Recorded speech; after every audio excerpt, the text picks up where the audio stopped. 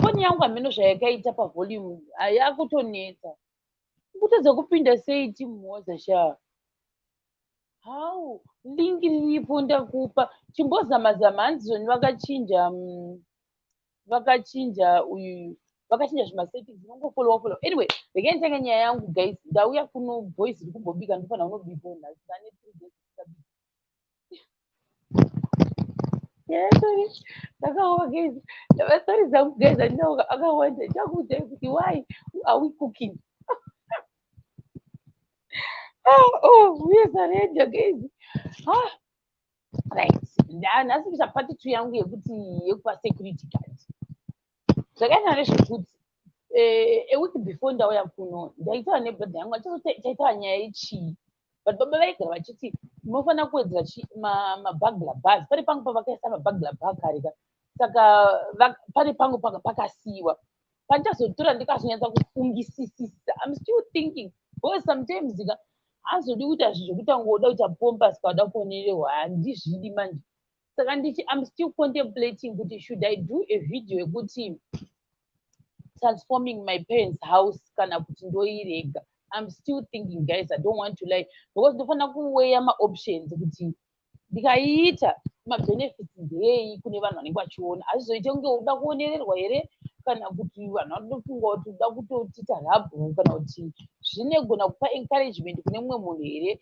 I'm still thinking ndichagara pasi ndigona kuti ndoiita here video kandorega. I have the pictures here before mamwe acho ndandakwanisa kumawana havana kutora but tichiita renovate what tinayo zvese saka ndaigona kuzokuradzai pangu pachoni patakasila nepangu pacho uyu patakazowedzera mabagla bar but that I am still thinking kuti ndoiita video yakaita seiyoyo here but inenge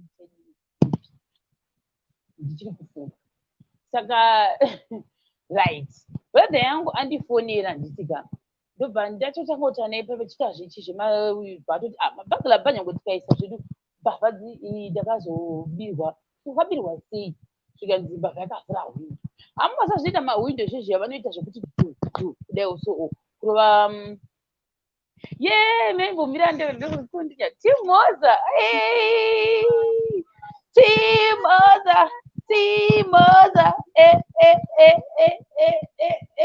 ndakaita mavhidhios ndakutonyara ona ndianoona ndiri ndega kuwashumba waripiwo tizwa ndatizwa vedu mutori washumba mutori washumba uri sei kosei usingachaite mavhidhiyo chei mavhidhios kana aiwa vasikana ndichadzoka ndandiri bhizi shero kubva october patakavhura chikoro plus basa abva zvandiwandira madhezi aya ataimboita tiri mulockdown ndaingoenda kubasa yenzee tatakavhara futi saka pakazouya zvise zvikandiwandira ndakatoona kuti youtube ibasa ibasa shamwari wakashinga unoramba ungori consistent uchingoita ibasa itori basa ritori full time rinotokustresa musoro kumboti hei jesu musi wedenga ndodiko waona manje sei ndakusuwa neniwo sha benzoitaura zvokudaita vhidhiyo ita shamwa tione timotivetekesu ndinotanga ndanyatsa kufunga ndinoda kutanga ndanyatsa kufunga ona hapana chekufunga isa vanosika vachifunga kuti area being pompasi kana kuti chii hameno ndezvavo but I think munhu ukazviona on a nice view ka zvinenge zvichimotivata paramheno vamwe vanenge I think vanenge vachida kuzviona unge wavhairirwawo maonero avo but saka ndakuzotukwa nevanhu comment section mufanira unondidefenda atokumirira don't worry ndouya nashumba tokumirira haiwa uda kuvhaira kwana uda kuti chamisirirewo yeti zvese purpose yacho but ati munhu unenge wakazvishandira here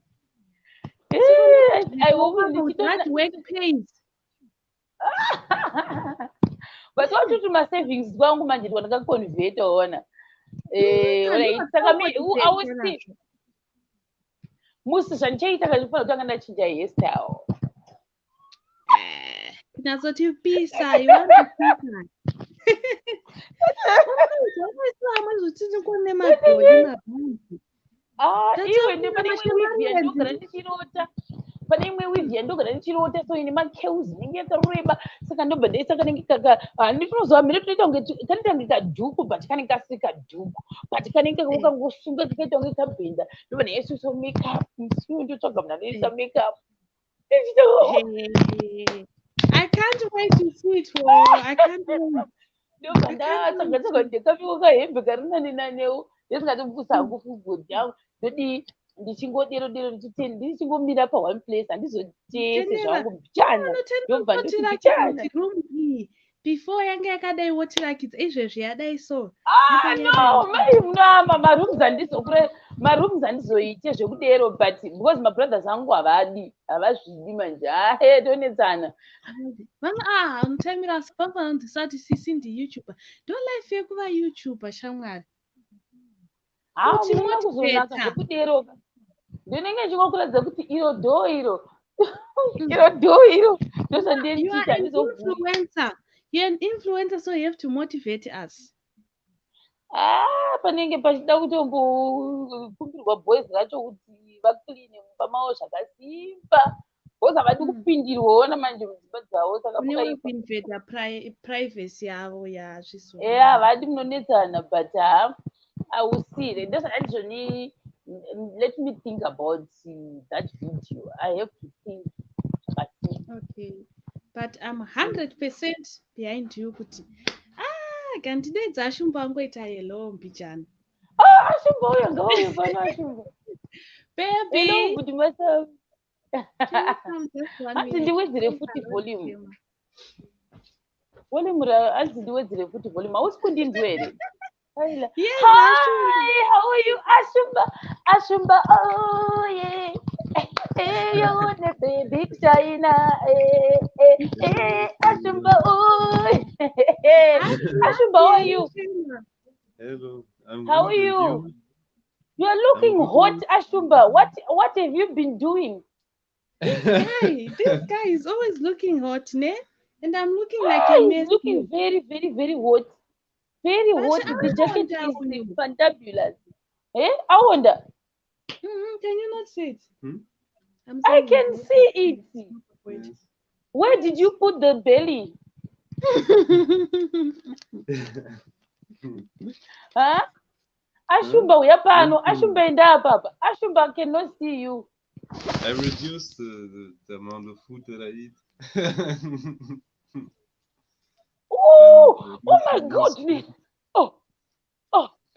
Iwe washumba newe asuri kuva nyima chikavu. Washumba muri kudya here Emi? Are you eating, baby? Are you eating? Huh? She's thinking that I'm not giving. Are you eating? I think. Really? Wow, that's so nice. You look so fantastic. Ooh, Judy, wait. Judy, I was kubika. Bye-bye, Ashumba. Say hi to you. Judy, when you're kurya, wait. The last time everyone was like, hey, Ashumba, I wonder, what are you doing to Ashumba? I said, I'm not even doing anything to him. Iwe, vari kunyimwa chikafu. Vakapaya mhosva yenyu, vari kunyimirwa chikafu. Judy handisi kuitira. Judy ndomwakati zvani ukangoita musika wandokunyima chikafu. No, guys. I think I'm pregnant. Njagona nguya nema some good news. I'm joking. I'm joking. Pane munhu akanzi Kiki Mpapindewo pasi kuona fesi uri murima ndautanga ndaona fesi kuti ndiani. Wandinakidza. Ndakanga ngonditaura story time yangu. Asati ndabika kaini. Thank you Ndida so kumanya much. kunodzokera unobika. Iribo, bye-bye. Bye. Love you. Alright, bye. Bye. Iribo. Kiki handisi kuona kuti ndianini pakangoita white. I can't see you. So handikwanisa kuadd up. Hanzi Booty person vakatouya vakasangana mama wangu nemabrothers angu. Booty person nemabrothers angu my friends.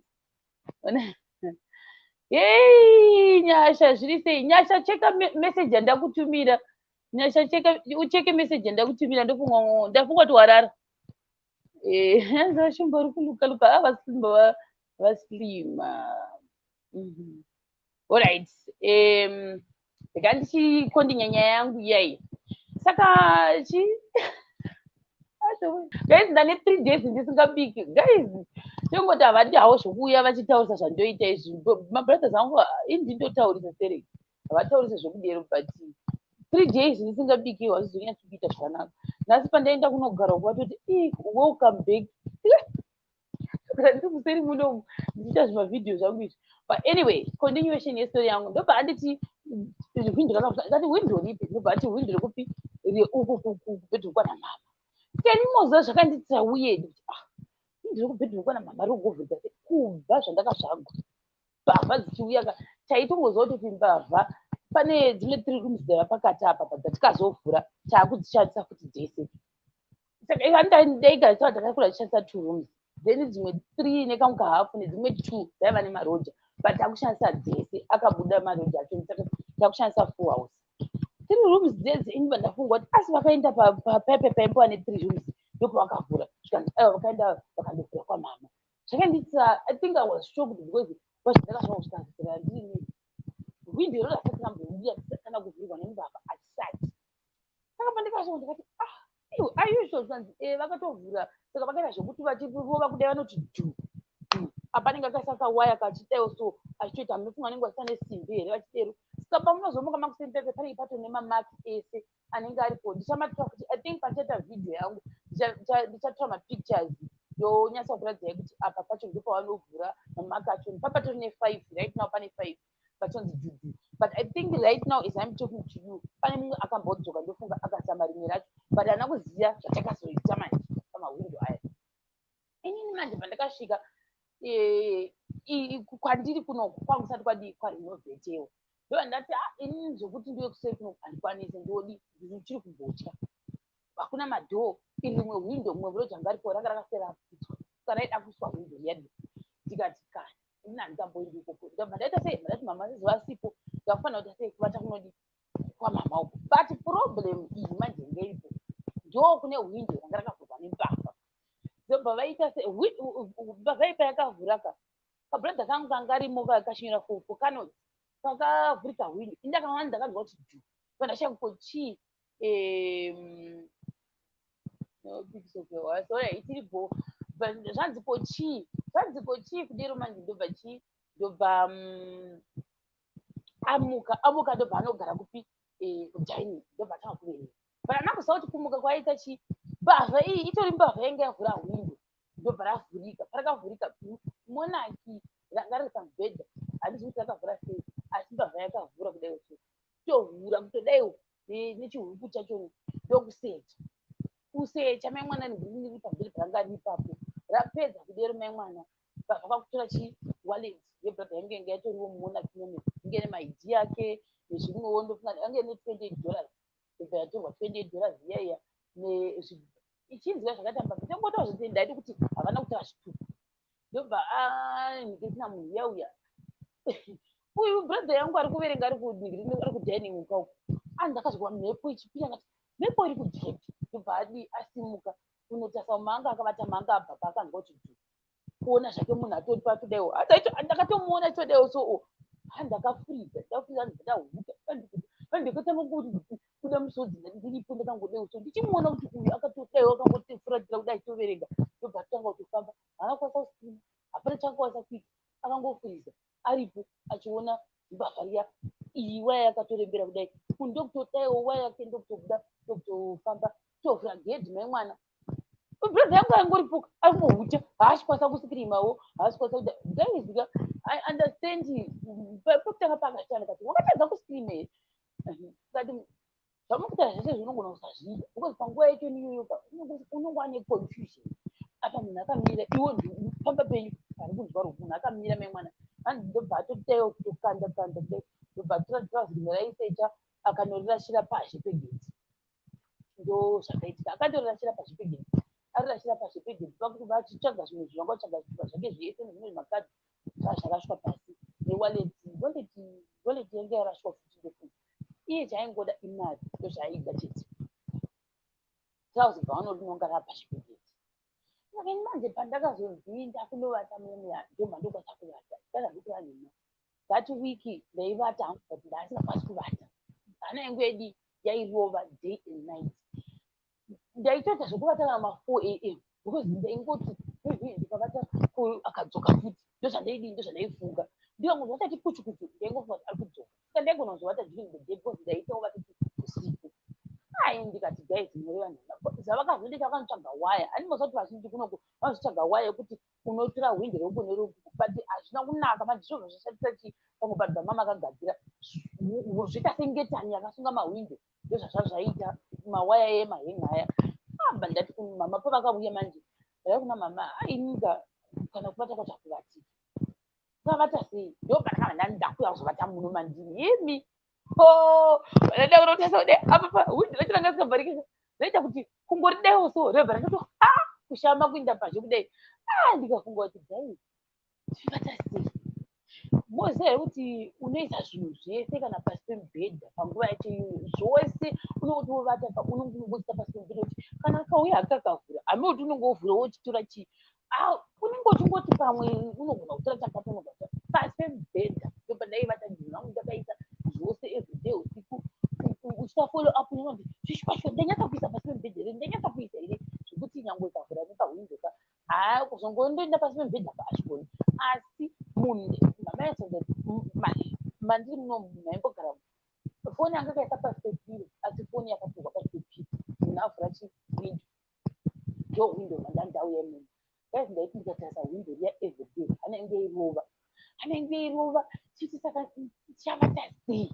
chavata sei iri windo racho ninyangoisa munengetani munhu akatodaiwo soka anokwanisa kutobvisa even waya anokwanisa kuibvutiro ndikafunireva mama ndati handitsvage chii pane mufesi anditozikamwenda zvokuweredha munomuraini medu ndikati initially tataudzwa nemwe vari paopposite pedu kuti vanoisa zvekey aiti nokuti pawindo panoiswa key for the first time ndopanoona kuti windo inoiswa key kutoita kudaiwo so zvihuri zviya zvakuteza zvike kuti kocho ndozvaunoita ndo yanga iri initial plan but ndangu manotenga zvimakey asakati zvakazvava zvakashota zviva zvaitika manje ndezvekuti ndei ndikatarisa windo rangu ndati kune bhebha yangu inini hangu hatachikora pamberi pamwari ndakukwanisa kuvata kuti ndangambeiti mimanthi yese ndichikoniwa kuvata nekuda kuti ndikutya kuti ndikangonzwa tati kuchu ndofunga kuti munhu ari kundivhurira hwindi ini mahwindi angu mahombe akati alusa ini ndakuta sei ndakumasila akamukasila modzase ndikandosila mazihombe tudiki ndoita sei ndotondoisa key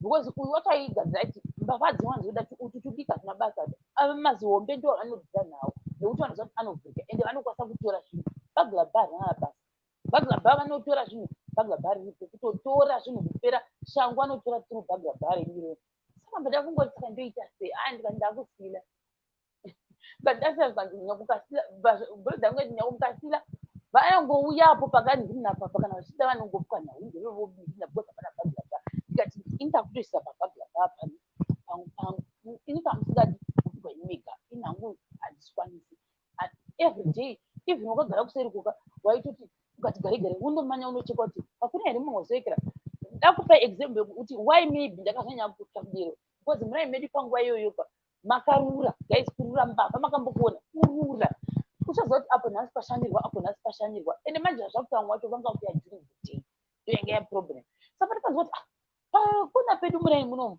vanotoya during the day ende munhu anotoziva kuti mai ava vanoshanda kubva kuseni vachizopana 7 munhu iye anotoziva number 2 pane imwe futi imba yakambovingwa 4 times usiku hwese mai vacho muridzi wepambapa vanga vasikwangu ari kumusha chirimo mbavha iyi yaidzoka everyday why yaiziva kuti mai ava vapo pane ndozvandanda kubvunza kuti ayusha kuti munhu haasi munhu womuraini because why achiziva kuti mai ava during the day vanoshanda kubasa kwavo vakabirwa tv 2 times tv dzavo maplasma aya vakamabirwa 2 times apa pamba pacho vari kunzi mai ava vari kupi vari kumusha vari kunzi mbavha dzinanganduudza kuti mbavha inouya na12 yombobreaka yodzoka kuma3 yobreaka yodzoka kuma4 yobreaka yodzoka kuma5 pasame house apa ichibreaka ka iri kuya nekey kudaiwo so ichiuya nekey dzekutozama kuvhura chi padhoo but mwana wacho aipawo aitoti hanzi problem ndekuti havasi kuziva kuti manje kuti pamba apa panenge pane munhu anovatapo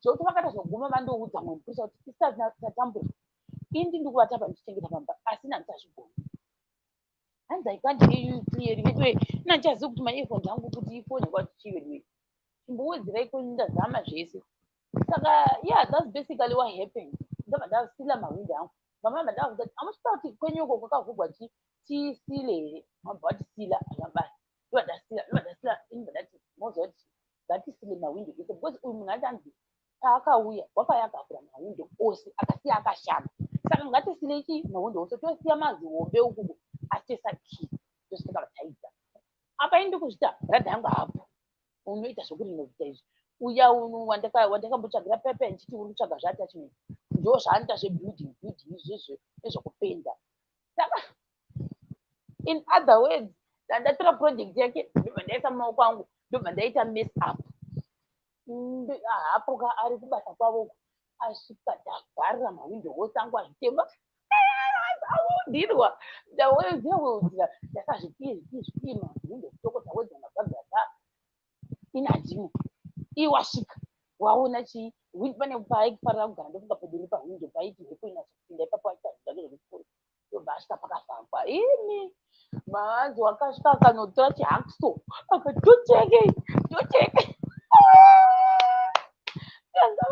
ndozvicheka ndozvivhura ndozvivhura ndogadzira ndega ndozvivhura ndosvikadzina manzi ndikati okuvhura kuti zvaita sei mara kasaka mhepo toiwane tikati aiwa kana wozvazoita injugo tozongoisa kana kuti insi wozoita dzikora nhema nezvimwe zvinani zvokuti tovhara idu asi tichigara tiri safe zoti wavhara hwindo nditi pane kuti everyday ana inenge ichingorova guys musaita zvokutanuka nekuti ukangobva tati shuku ufunga kuti munhu wokuvhura hwindo ukabva tati shuku ufunga kuti munhu wavhura kugoheri kana kuti ini hangu life iyo yange yakundirwadza ndobva chii bradha yangu arwadziwa mani akarwadziwa kati no maisafana kudaro mani akarwadziwa mama wangu ndobva watora chihakisoche ndobva wachiti kangaziboni iwa ungatori hakiso kuti ubvise zvataine mumwe itori mari yange yabuda kapa ashiboni ndobva wachitora ndobva mama wangu azvifarisa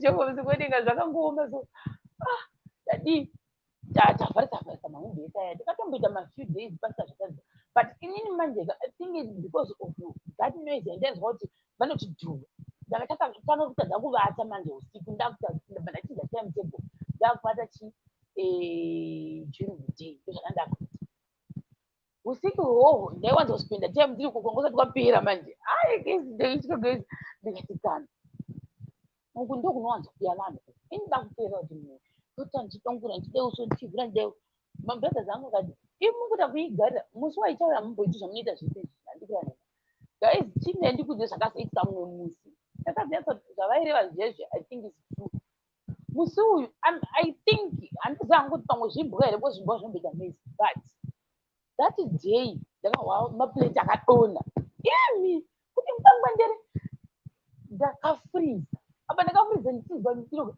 ndobva ndatanga kufonera ndakafonera washana kumuka ndobva ndafonera noshana kumuka ndikati ndabva ndatanga kudanidzira unoti unodanzira munhu asingazviwi kutanga kurova madziro apa ndikurova madziro ndikati ukai kani pane mumwe akaisa mapureti uko ini ndikuri chapinda ndasakuitira kuti chadonhesa mapureti chii yaita ndakarova madziro angamuka iwo ndofunga wangu wachitori chawanditoziwo ndikati mukai kune munhu wakaisa mapureti uko mashewere kuti kune munhu wanini kune munhu wadii wodonza ndiro ini hakuna wakamuka ndakashingirira ndigonamwaira ndigonowera ndigonodeuso aitakuti wakadonhesa zviri pashe here kana pazvizvo zvasiyiwa pashe kuti zvakafamba sei apuno handizivi ini ndaitanga kutendera because ndakutoziva kuti pahwindo rakati pane kamaki karipo pandazoona maki zoti kazinda kutaunda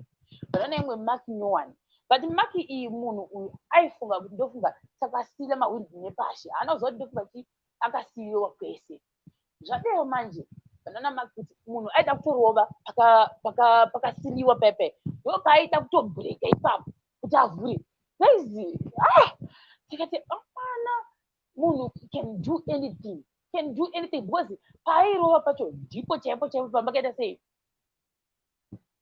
panga paka ndikina sorry chiani panga pakatonamwa but pakanamwa pakazonamwa nekusha hana kuziva kuti pakanamwa kune mukati ndopaida kubva ukatozviona musungu apa zvingwa zviti zvitoko saka ndozvezvimwe zvinhu zvandaita zvingoti handofunga ndakatozouta ndinototi ndakatoita ndikangozvakati choko ndotofunga ndokutanga ndichasadire mai vepamwe futi panext apo vakaita mbuya vechikuru manje vanga handizi kuti vanga vakamuka here kuti chii vakanyatsa kuti vakavhurirwa kudai bva vatotwa dei vakavata nemwana vakatotwa to usiki hwohwo vana kuvata vakati kana munyebe vakabva vatoshinda nemadhoo because aida kuzimbavhura kuti dhoo imwe futi andikanzwa ndeyekuti hanzi zvavakuita iko zvinezvi madhoo aya anonzi amene kuti anoita zvokuvhurwa nepashe here kudai so vakuita zvokusikurunura nedombo havana kamascrew driver panodaiwo nedombo ndozvavanoita wovhura wotoisa dhoo pasaidi opinda iwo wakavata saka ndozvakaitika uye zvinoda kukwanisa hangu but obviously that feeling yekungoziva kuti pane munhu ari kuuya kana kuti anombouya ka haimbonakidzi guys feeling iyo yekuti even gedi vanojamba vanogona kurijamba zviravo vanojamba ende vamwe futi even vemabhabhd waya vanochekerwa saka they do anything maona saka ndoziva kuti ndeipi ngatonzi the best security ngadzitoti nadzo patitv maona manje so that's basically my story time yandakavhara mahwindo zvokutosila zvokutodero and yeah amene kuti chasvike piwo tingodero vachauya vachiyekera ona manje saka ndo imwe yesafety anoona kuti kunoana I have a feeling yekuti munhu anogona kunge ari munhu kana utoriwo padhuze dhuze kwete kure tinotogarisana nemunhu uyu zvikuitika kwedu here ndokwazviri kuitika and it's a fact I cannot run away from it's a fact yekutoti ndo zvikutoita ende ndo zvitoripo pamwe wakatovata vanogona kutongouya mahwindo nekuti vanorova mahwindo ndozvavanoita ndoshuwa and haisi tombori nhema amene kuti munhu akaisa cctv zvinogona kubatsira here kwazvinofamba sei I have no idea ende kambani yacho kuti zvinenge zvichifamba sei I have no idea hanzi dai maisa alamu yacho toiisa pai pagedhi here kana kuti pai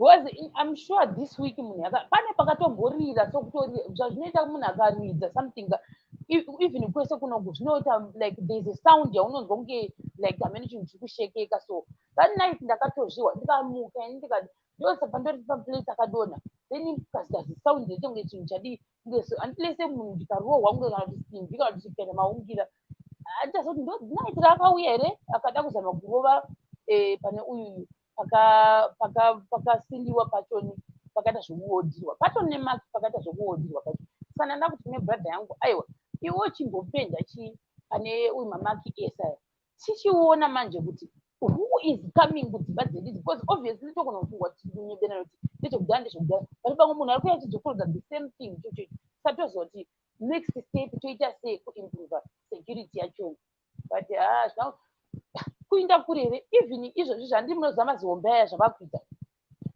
vanoziva kutoti epavhuranda ka vakuziva kuti ngepapi zvinovhurwa sei saka vanovhura saka vanotanga vavhura ipapo saka manje bhuranda yakaita manje aifunga kuti akavhura apa iyo patakasikiya pamwe pachoni akavhura but akatadzitadza kupinda aida kutopinda ovhura dhoo opinda mukati mumba ndo zvaida kuita hapana zvimbonakidzi zvanzi isu taiisa masapi esimbi endo wokuti vakavhura emelote isure but I think andezva zvemuraini chemu anenge anotozviziva because chindiudzai kuti mai vemuraini munomu vandototaura ka vanogara pakona vakabirwa 2 times masikati kwete usiku masikati aitozi infinite no this person andoziva kuti pamba apa mazuva ano pana nhiki pamba apa hapana nhiki pamba apa pakadai pamba apa munhu wopedo munhu wepedo ndotombagwadzweni apa manje unozoziva ndiani manje hauzivi ndiani muona manje ende vachitouya havaregi iyo anotouya havananga mabasa nazvo nyange masikati wamutombo womuti mhoro anokuvinga manheru aizintoengeana tuchiri chidiki takatobaisa rebhisi so that munhu akazorumwa haazodii achitisungisa saka tikatombaisa marebhisi ona indakazvitaura ini imwe futi yandatosiira towards the end of month ka pamwe izvizvi wakatoya mwedzi uchipera akatoti kudaro kana pane mari ujamarenda anoikira anotoziva kuti noirendiwe papapa havashandisi nei kucredit door vanoshandisa dhoo rekoko moya zvichiite izvozvo anti ouya dero manjika zvaakaita akanyatsa kuvahukira ndobva atora chipesi chavo ndobva asiya chipanda pasha ndobva atora mari yacho yese yerenji yangu achangobva kuwa wangu abva kuwa zuva wacho vaiba nausiva acho iwayo hanzi vamwe vatoripo manje taipidzo dzandoreva ka itaipi dzekuti hadzimbowani fungu dzomboona nguva yekuenda palive imwe ndandatokangana ikupedzisira masikati chaipo mukomana aisuka pane imwe kuti imbapa inekatiti munhu unongotiziva waisuka maplates ari kusingu aisuka maplates ari kusingu kumene kugedhi akangonzwa kuti vashaya kuti avhura gedhi ndiani masikati ano izvochi munhu wanga atopinda mumba mavo iye achisuka maplates masikati aisuka maplates handiti bavhaya ndobva angosvika vatange munhu wepo hakuna unoziva kuti masikati wavinge pamba pemunhu ungabvunza izvozvo ndokupinda sekutoti munhu wepo ndokuda akabata laptop anga atoba laptop masikati uye ndokutanga kutofamba torova sirias achitofamba memwana achitofamba apedza kudero memwana ndokutanga kudi kumanya achitiza saka uyu manje uyu akabuda akamanya achiti geti afukwa nani kudai kuona munhu bva atoti miremire aembi munhu wese murani akabuda akazonobatsirwa kukona ukoko ndoko vakamubatsira ndobva vanhu vazomurova ndobva atonzi poponi zvandiponi ndeyangu zvanzi aiwa vakaiti foni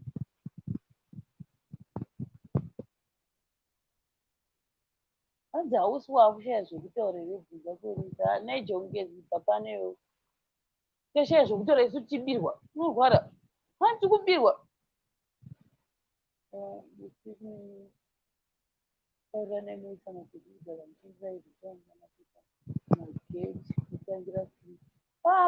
kugete kunoku hakuite kusagete ameno kwezi uyu mwanga kumboti hanzi senge akavingwa 4 times yanga akuti hano inizvo ndotoita panapa ka togona kumbotogadzirira yeye kuti vanhu vanotoita kana kuti wikiresa tongouya ngoona kuti tinodii togadha sei but obviously tonga kutofanira kubhadhira munhu bcause vaida kubata kuti ndiani ona vaida kubata kuti ndiani but ungamubata sei usiku anenge akapfeka masi saka ndonyaya yacho ni ndonyaya yacho ndiyandingatongoti zvangu bhatiri rangu rasawa ne3%. Ndonyaya yangu yatanyanya inorwadza zvayadi kunyembera hapana chinhu chinorwadza chokungoti unopigwa chinhu chako chaukashandisa zvinobagwadza tikira nhema. Hanzi can I have your number please? Mirai ndiise apa. Mirai 1 second nditore ndiise pa uyu charger. Inini that jani buri unyeba ndakanyatsa kugwadziwa guys, ndakagwadziwa sikamboiti. Imbofunga kuti ndakagwadziwa neizvezvo. Komai ava vanhu vane kubirwa ma-TV, ma-plasma. Vatenga nhasi. Handizvi kuti mumwe chakazviona here kuti vatenga imwe plasma vanoba kuti plasma yacho. Asi neighborhood aiti hanzi vanhu ava zvavari kutamba zvamazuva ano hanzi vane kamwe kanhu kavari kuda kanowanikwa kuseri kwe-TV.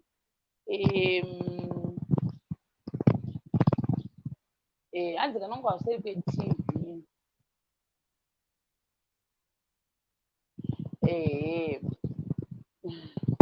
Aiwa ndamubvisa. Zvotorwadza guys, it's not even really funny guys, zvinotogwadza. But that's basically ndatoti ndingodero kutira kuti ndimboziva kuti guys chii chimwe chandingatoita kuwedzawo security chimwewo was hey hapana jira riripo gedhipo hapana zvekushanda.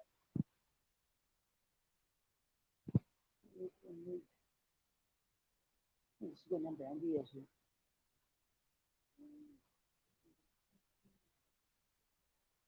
yatoni nditsvage kuti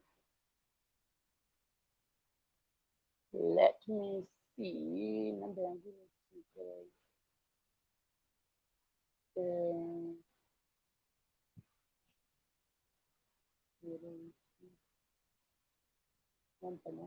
namba ndokangana kokupedzisira 285.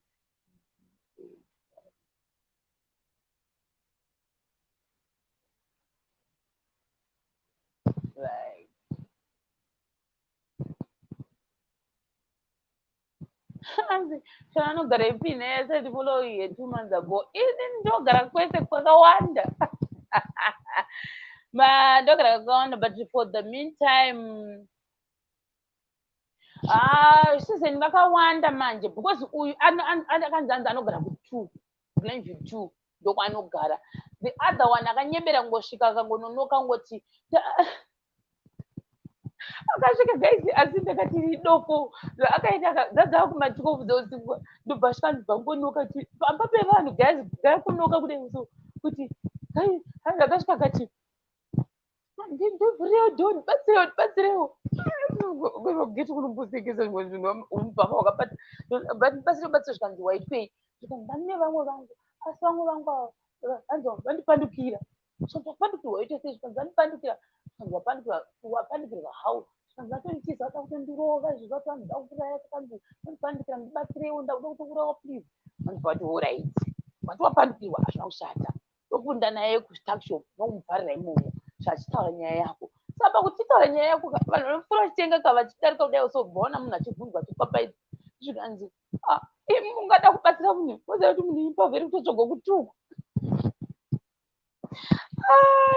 zvikandanokuisa kuti saka apa paakaenda pame vanhu achibatsirewo dzapandukirwa shamwari dzangu waida kusakaita sei enda kudii kana apinzwa mbeozodii ozofonera mwodu here akati waida kuita sei I don't understand akatozoningirikina amati wakazomuita sei but ndinongozva kuti vakamurovera mutakishop ndopa akazobakwa kuti inhema imbavha anobira kuplay.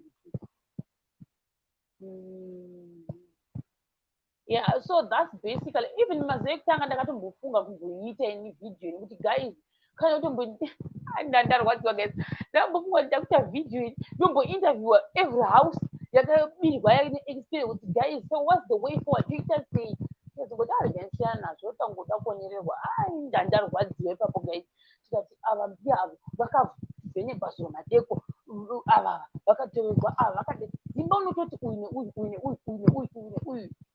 guys that was too much tikazongoti tikasiyana nazvo tisoti indodha yazibonera here kana kuti zvingori nane kungoimprova penyu chete guys uri wange munhu ari kupisa kuti ndasiya ndati munhu azvidzimako izvo pangu atokangamwa ada kutofunga kuti munhu atokangamwa guys ini mangwana kam ndichadzoka neyekutaundi ndombodzoka neyekuti why are we handisi kuda kuiisa in a way yekuti maybe so ndoipinza ndakati chii then ngoti mainini ndichaisa ndakati mainini guys you should not miss this one I surrender this one ka aisamwisi inoita sei but ndikangoifunga nyaya iyoyo yese ka madhirama acho ese ka instead of being angry ndinotanga kuda sei kuseka ndotoka kuseka ndodzoka na 8 p.m. ndo dzakandinakira ona 8 p.m. ndo dzakandinakira mangwana ndodzoka naiyoyo ndimbokudzai mamwe madzama ekuti chikwadi munhu pamagrosa pedu I want to ask someone kuti unomezha makilomita how kubva pamba pedu kuenda pamagrosa so that nyaya yangu inyasobuda zvakanaka kuti kana ndikudza kuti depth yekuti munhu waenda kumagrosa guru richigadzwa odzoka guru ratoibva takubika sadza tosada kuzana kutaura izvozvo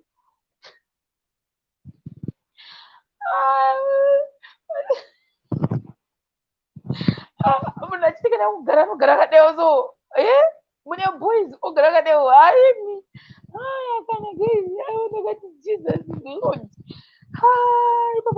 asi ambosangana zvakadai handisati as much as you try to be patient ende kuti unongoti zvichapera ipapo ndakandine madhirama kabadiwa yakakaoma ndakati ndofunga ndikazoita hii guys ndakanyora pastatus vangu ndichiti akakadhirama but ndinotya guys